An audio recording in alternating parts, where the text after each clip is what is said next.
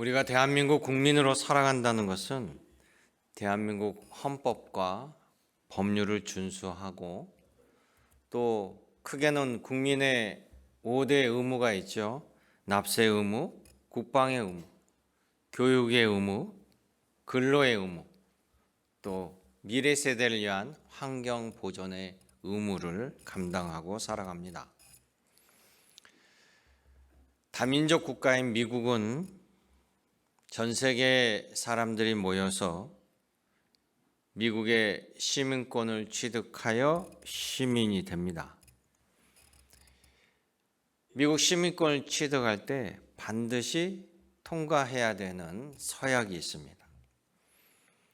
그 서약의 내용은 지금까지 자신의 나라의 통치 체제, 권력에 대한 충성을 무조건 포기하고 이제 미국의 헌법과 법률을 지지할 것이며 미국 법이 요구할 경우 미국을 위하여 무기를 들 것이고 미국 군대를 위하여 비전투 임무를 수행한다.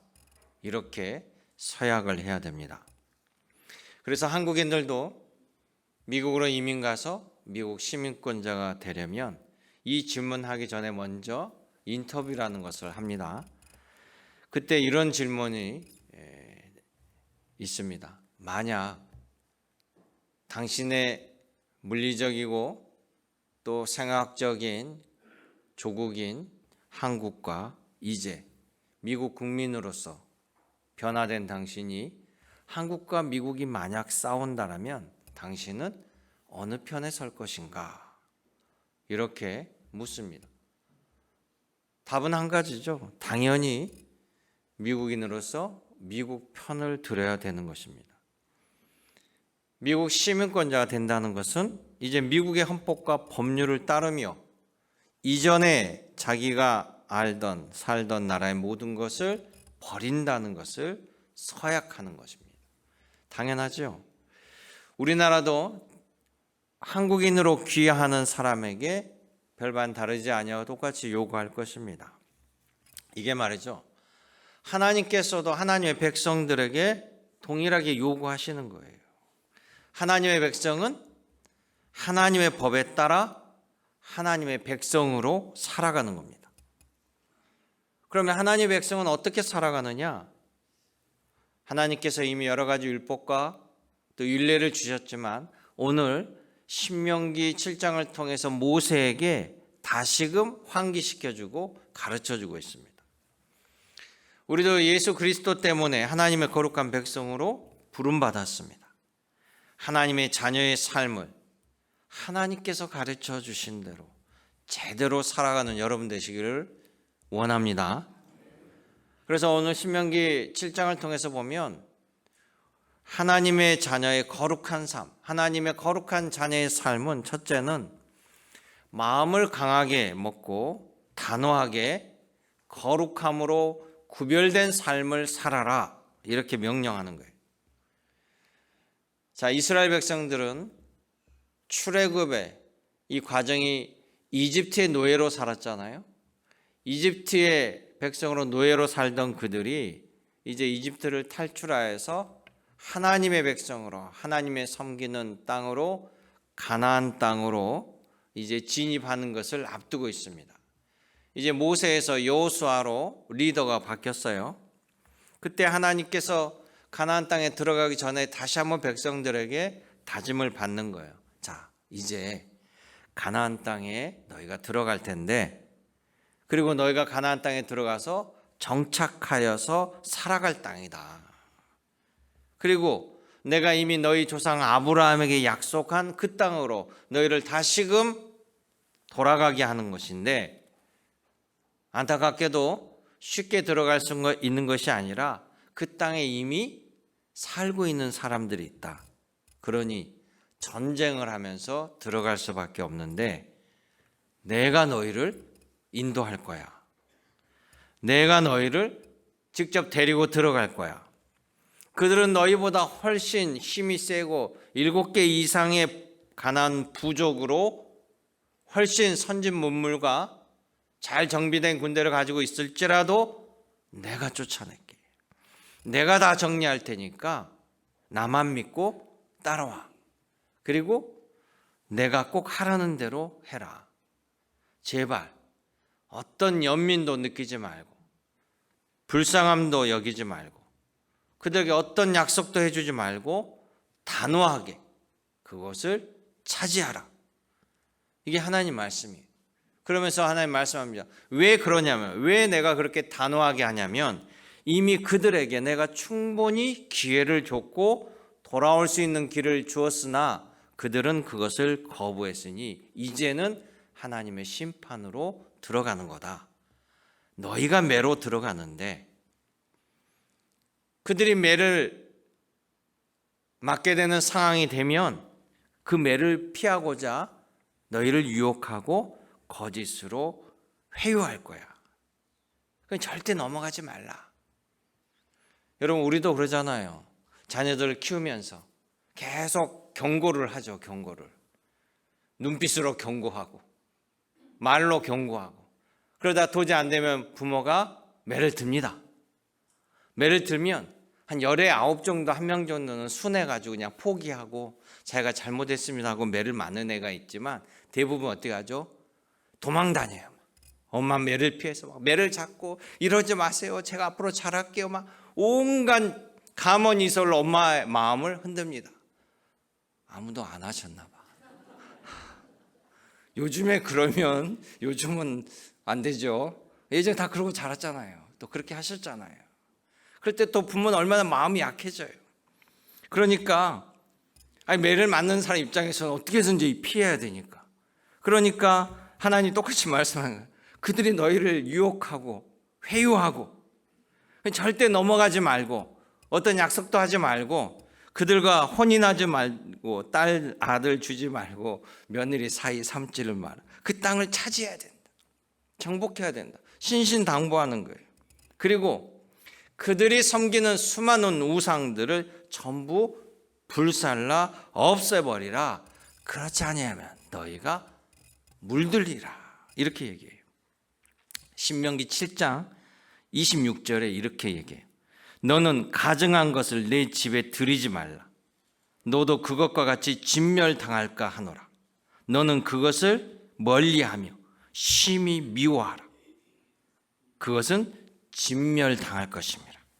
심지어 신상이라는 건 이제 우상을 만들어 놓은 형상이잖아요. 그것을 금, 은으로 만들어 놨는데 이걸 부신 다음에 아니 금은이 뭔 잘못이야? 그래서 그 금은까지도 취하지 말라라는 거예요. 그러면 너희가 망한다라는 거예요. 너희가 망하려고 여기까지 내가 데리고 온 거 아니지 않느냐? 망하려고 출애굽의 그 수많은 기적을 베풀고 광야에서 만나와 매출하기로 40년을 고생하며 전쟁까지 하며 내가 이 땅에 너희들을 망하게 하려고 데려온 것은 결코 아니다. 잘 되라고 데리고 온 것이다. 그리고 그들이 이 우상을 섬겼기에 결국에는 하나님 징계를 받는 것이 아니냐. 그러니 단호한 대처, 단호한 구별을 하라. 이렇게 강조하는 거예요. 그래서요, 베드로는 이렇게 얘기합니다. 베드로전서 1장 15절에 우리를 부르신 주님이 거룩한 구별되신 것처럼 우리도 모든 행실에 거룩한 자로 구별된 삶을 살아야 됩니다. 할렐루야. 그래서 거룩함이란 것은 그냥 단순히 쉽게 얘기하면 구별되는 거예요. 하나님의 말씀을 따르는 하나님의 백성으로 세상과 구별되는 자가 거룩한 자가 되는 거예요. 이스라엘의 초대왕 사울왕은 하나님께서 아말렉 족속을 전부 진멸하라고 했어요. 어떤 것도 취하지 말고 전부 다 진멸하라고 그랬습니다. 그런데 이 사울왕은 아말렉하고 전쟁하니까 너무나 쉽게 이겨버린 거야. 그러니 옛날에 전쟁은 목적이 뭡니까? 사람들을 이긴 쪽이 진 쪽의 사람들을 잡아다가 노동력으로 쓰는 거고요. 재물을 가져오는 거고 땅을 빼앗는 겁니다. 땅을 빼앗지 않으면 조공을 바치게 하는 거예요. 경제적 이득을 위해서 전쟁을 벌이는 거죠. 그런데 하나님께서 다 진멸하라고 하니까 사울왕이 아까운 거야. 아니 뭐 물건이 뭔 잘못이 있어? 그러니 전리품을 챙겨요. 그리고 아각 왕도 이겼으니까 살려줍니다. 사울왕은 자기가 한 일을 매우 뿌듯하게 생각했지만 그 일로 인하여 하나님의 선지자 사무엘에게 아주 혼이 나죠. 사울은 모르는 게 있었어요. 먼 훗날, 미래는 모르잖아요. 자기가 풀어준 이 아각 왕의 후손이 자신의 후손인 유대인들을 몰살시킬 하만 총리가 이 아각 왕의 후손으로 나올 줄은 꿈에도 몰랐어요. 하나님은 아신다는 거예요. 그래서 우리가 하나님 말씀을 들어야 합니다. 우리는 내일을 알지 못하고 하나님은 내일도 살아계시고 주관하시기 때문에 여러분의 미래가 주 하나님께 있음을 기억하시고 하나님을 따르는 여러분 되시길 원합니다.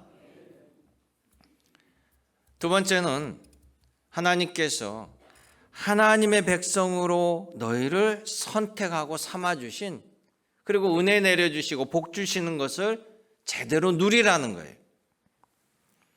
하나님의 백성이 받을 축복을 다시금 환기시켜 줍니다. 그게 신명기 6절에서 7절 말씀이에요. 너희는 하나님께서 선택한 민족이라. 하나님이 나를 일방적으로 선택하는 그것을 은혜라고 말합니다. 자, 은혜는요, 내 노력, 내 공로가 없는 거예요. 내가 스스로 쟁취한 것을 받는 것은 대가죠. 내 노력의 대가. 그런데 내 스스로 할 수 없는데 일방적으로 내가 받는 것을 은혜라고 합니다. 하나님께서 일방적으로 나를 택해 주시고 나를 사랑해 주시고 나를 이뻐해 주시는 거예요. 하나님이 나를 선택했기 때문에 내가 하나님의 백성이요 성민이 되는 겁니다. 그래서 신명기 7장 6절에서 10절은 이렇게 얘기합니다. 모세가 우리가 잘해서 하나님 백성이 된 것이 아니라 전적인 하나님의 은혜로 우리는 선택을 받은 백성이다. 하나님께서 우리를 보시고 기뻐하신다. 하나님께서 우리를 사랑하신다.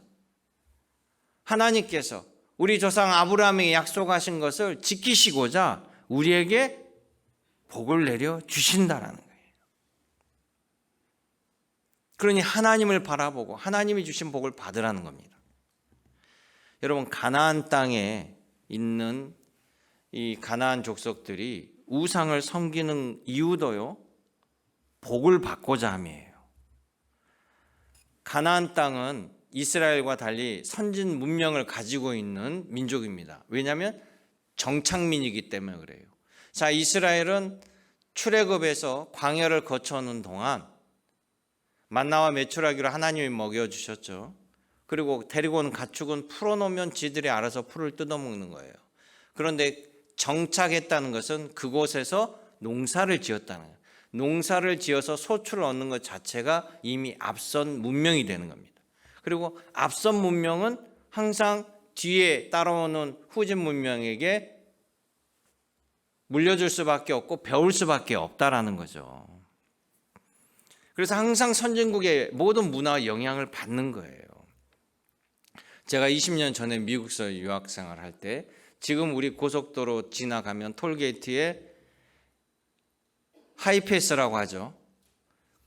정차하지 아니하고 무정차 통과할 때 위에 있는 센서가 요금을 받아가는 방식. 그게 제가 이미 유학생활 할 때 이지패스라고 그게 달려 있었어요. 그래서 그 전에 한국에서는 톨게이트를 꼭 들어가서 티켓을 뽑고 나갈 때 주고 중간에 티켓이 사라지면 어떻게 하냐 옥신각신하고 속도를 지르고 그랬는데 받는 게 없어요. 그냥 고속도로 위에 센서만 달려 있습니다. 그리고 그냥 지나가면 탁탁탁탁 알아서 돈이 빠져나가고 충전되고 그런 시스템이에요. 야, 참 편리하네. 그랬더니 우리나라에 나중에 돌아왔더니 그 시스템이 들어와요. 지금 마트에 가시면 옛날에는 계산하는 분들이 있었지만 지금은 다 자기가 막 하라고 하잖아요. 이미 20년 전에 미국에서 있었던 시스템이에요.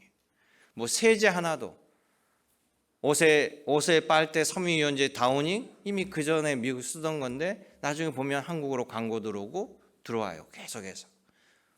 우리가 성견지 견학 가서 벤치마킹해서 배워와서 시스템을, 그러니까 전 세계가 점점 동일한 문화로 형성되는 거죠. 위에서부터 아래로. 가나안 땅이 그런 문명을 가지고 있었어요. 이스라엘 백성들이 들어가면 그들도 정착하고 농사를 지어야 돼요.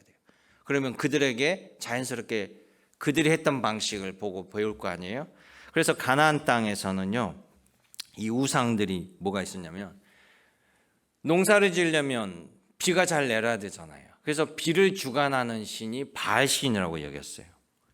자, 비도 있고 햇빛도 좋고 열심히 농사를 했는데 다 풍년이 일어나는 건 아니에요.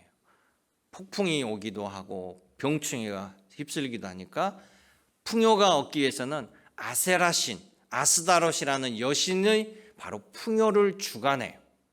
그래서 아스다롯의 그 형상은요, 여자의 모습인데 가슴이 한 10개 달려 있어요.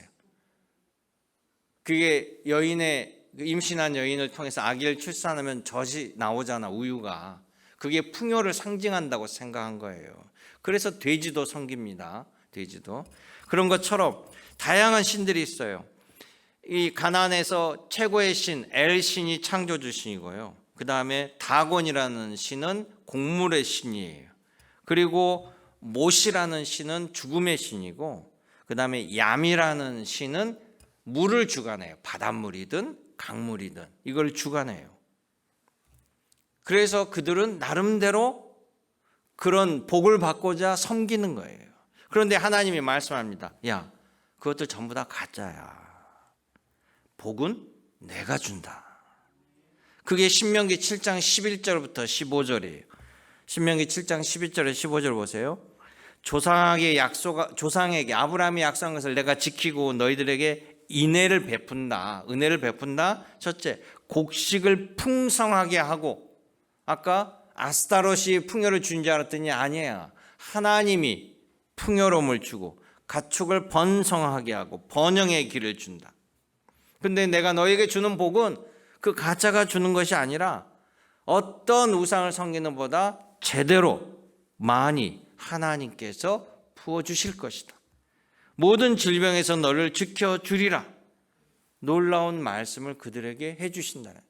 이미 내가 너희들을 모든 것을 챙기고 지켜주는데 그들을 따를 이유가 없다. 왜 그럴까요? 왜 하나님께서 그렇게까지 하시는 걸까요?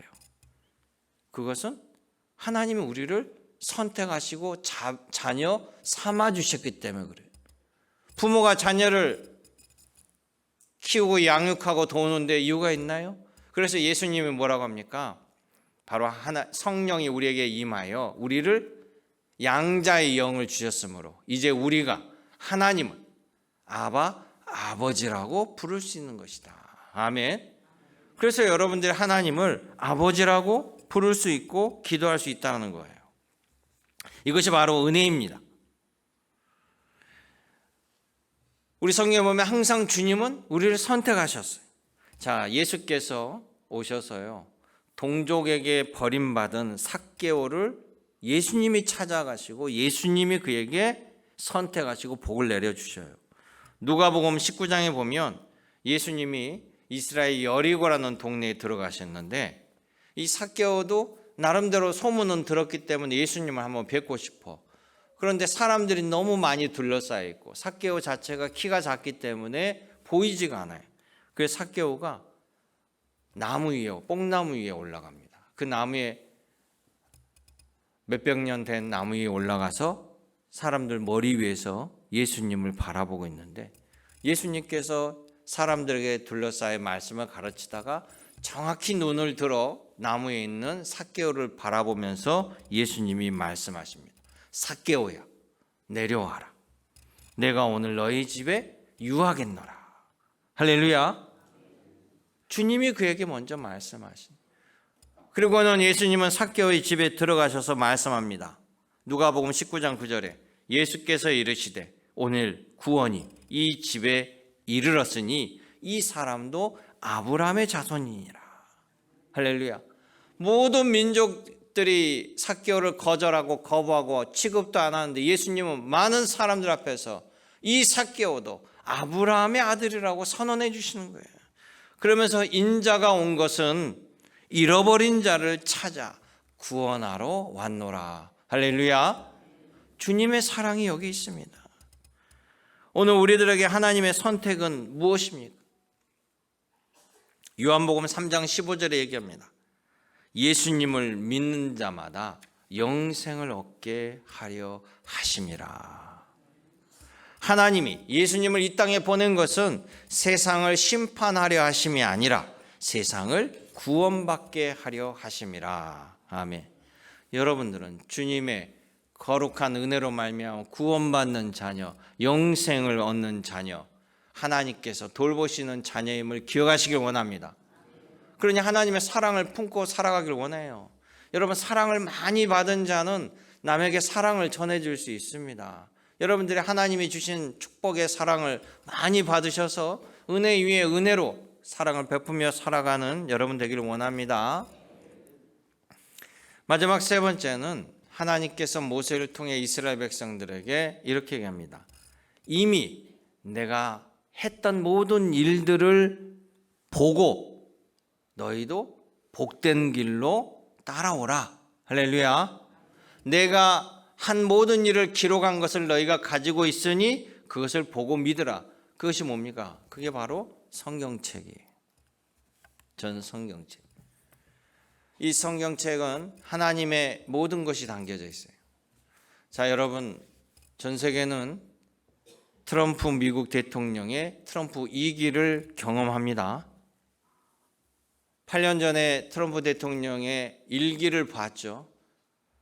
그 4년 동안 많은 나라들이 놀래했고 4년 만에 대통령이 바뀌게 돼서 많은 나라들이 그랬습니다.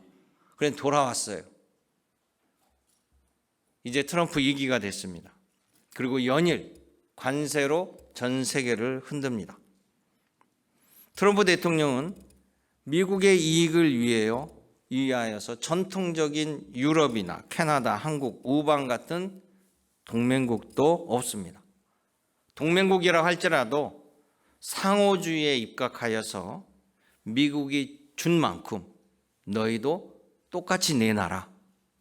너희가 미국에 와서 팔아서 이익을 남긴 만큼 너희도 똑같이 우리에게 시장을 내주고 살아. 공평한 잣대로 서로 주거니 받거니 하자는 거예요. 계산이 확실한 사람. 또 협상의 달인가예요. 숫자를 자기에게 유리하게 불려서 협상을 유리하게 끌어내서 자기가 원하는 것을 얻어내는 확실한 장사꾼이에요. 그걸 보잖아요.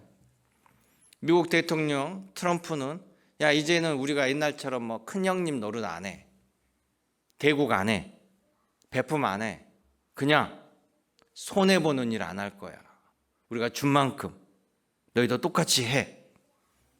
그런데 이거는 처음 있는 일이 아니라 이미 트럼프 1기 때 경험했어요. 다 보고 봤습니다.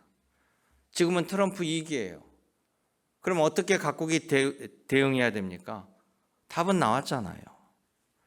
트럼프 1기를 다시금 반추해 보면 트럼프 대통령이 어떻게 할지 그냥 알고 보입니다. 그러면 대비해야 돼요.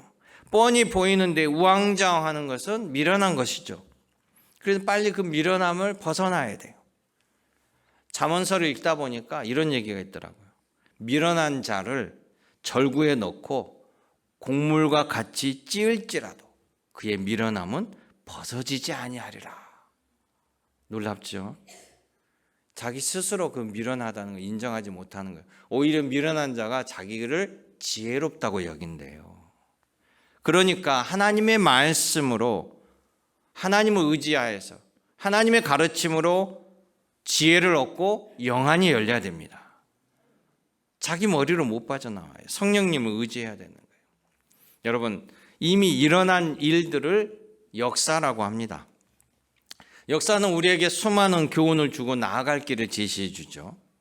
자, 우리가 가지고 있는 이 성경책도요, 하나님이 하신 일들, 역사가 담겨져 있어요.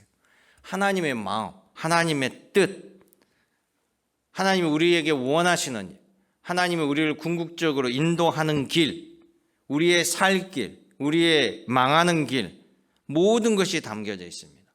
인간의 지혜를 포함해서 인간의 지혜를 뛰어넘는 창조주 하나님의 지혜가 담겨져 있어요. 그러니 우리는 하나님이 하셨던 일들을 되짚어 보는 것도 매우 중요합니다. 동일하신 하나님, 바로 과거에 하신 일들을 오늘도 하시기 때문에 그래요. 그러니까 하라는 것은 하는 거고 하지 말라는 것은 안 하는 것이 답이에요. 자, 하나님께서는 모세에게 그러잖아. 이스라엘 백성들에게, 야, 내가 가나안 땅에 들어가게 해준다는데도 이것을 못 믿고 두려워하느냐? 신명기 7장 17절의 말씀을 보세요. 너희가 혹시 심중에 마음속에 이르기를 여기 가나안 민족들이 나보다 많으니 내가 어찌 그들을 쫓아낼 수 있으리요 하리마는 그들을 두려워하지 말고 내 하나님 여호와께서 바로와 온 애굽에게 행하신 것을 잘 기억하라. 아멘. 하나님 말씀하잖아요. 야, 내가 이미 세계 최고의 강대국 애굽에게 어떻게 그들을 징계했는지 봤지 않느냐. 내가 너희들 아버지 세대를 통해서 저 애굽에게 그들이 믿었던 신 10가지 재앙을 내려서 애굽의 신들이 아무것도 할 수 없고 꼼짝 못하고 무력화당하는 것을 너희가 봤지 않느냐. 너희가 노예로 살면서 스스로 애굽을 탈출할 수도 없으나 내가 너와 함께 하여서 내가 너희를 나오게 할 때 그냥 나오게 했느냐. 너희 아버지 세대들이 노예로 고생하면서 받은 모든 금은보와 재물 다 받아서 가지고 나온 거 아니냐. 그런데 가나안 땅에 내가 너희를 인도하겠다는데 무엇을 두려워하느냐. 내가 애굽을 심판했던 것처럼 가나안 땅을 심판하지 아니하겠느냐. 이 말이 그대로 담겨져 있는 거예요. 7장 19절에 보면 그 이후에 너의 하나님 여호와께서 너가 두려워하는 모든 민족에게 애굽에서 내가 행한 것처럼 행하실 것이라. 할렐루야. 여러분 이 말씀을 기억하시기 원합니다. 하나님이 하신 일들을 보고 앞으로 하실 일들도 예측 가능한 거예요. 여러분 예수님도 그리스도로 이 땅에 오셔서요 수많은 기적과 능력을 베풀어 주셨습니다. 그런데도 당시 사람들은 예수를 그리스도로 믿지 못하고 귀신의 왕 바알세붑을 의지하여서 이 일을 벌이는 것이 아니냐라고 비난했어요. 그때 예수께서 뭐라고 하냐면 나는 귀신을 섬기는 것이 아니라 요한복음 10장 38절에 내 안에 아버지 하나님이 계시고 아버지 하나님 안에 내가 계심을 믿으라. 또한 내가 한 일을 보고 나를 믿으라. 예수님의 말씀이에요. 예수님이 하신 일들은 다시금 또 일어난다는 겁니다. 여러분 예수님이 십자가의 죽으심으로 3일 만에 부활하셨습니다. 성경은 그것을 뭐라고 합니까? 예수께서 부활의 첫 열매가 되셨다라고 고백해요. 첫 열매가 열렸다라는 것은 후속 열매가 반드시 열린다라는 거예요. 그 후속 열매가 바로 여러분이심을 기억하시길 원합니다. 그러기에 사랑하는 성도 여러분, 하나님의 말씀은 곧 현실이 되는 거예요. 주님 말씀에 경청하고 순종하여 하나님이 원하시는, 하나님이 인도하시는, 하나님이 복 주실 수밖에 없는 하나님의 자녀로 살아가시기를 주님의 이름으로 축원합니다. 그것이 바로 주님이 준비하신 복을 받는 길이고 은혜를 누리는 거예요.